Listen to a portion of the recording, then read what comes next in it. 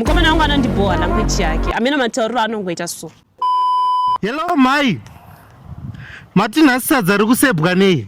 Naiwe language yako. Language chiko iwe. Language yako iyi. Aibvapo mai. Pane vanhu. Iwe kundikanganisa ndikutaura namai vangu panapa wakundikanganisa. Aina tsikuita. Mai muri kunzwa here? Muroro yenyu uyu imharapa tsetse yemunhu chaiyo. Iwe usaite senhunzwa tunzwa yemunhu. Ukuzvinzwa? Saka uri kuenda kupi? Iwe nanchitamba dzoka pano mani. Handisi kuda. Konda mboti uri kude here? Wautowedzeresa hako. Hauchafa kandiona. Hai bhapewe, enda. Unofunga ndokufunga here nini? But ndichakufunga ndochokwadi. Yei.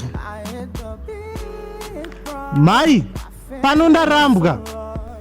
Taramba nedu, but I'm still thinking the times we had together. Ngoya taitamba tese. Baby girl, no, don't echo. Out there and the Masuba yacho wafura, Gua yacho wakuna, no.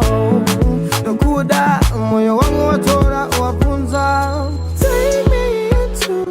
Saka ndakazonodzidziswa nomwe mfana anonzi yaGringo how to speak with a lady. Wow, how are you? Uchiona ndakushedza kake. Iwe taura nyaya yako Hasta wandedzereka. Okay, chokwadi kakile that day kamino pakashenda Satani. Chokwadi ndechekuti inini unoziya madira ndokuita kubva paya pese pataitamba nhodo mahongwe. Just remember the times up. Kana uchida kuti ndipfugame baby, ndapfugama. Ndokumbira undiregerere. Ndokumbirisawo, please.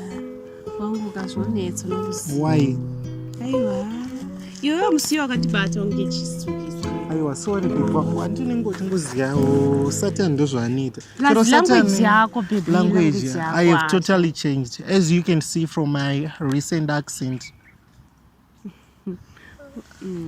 I have totally changed. Oh. And sisina zvimwe zvimalanguage zvezvo zvokupenga.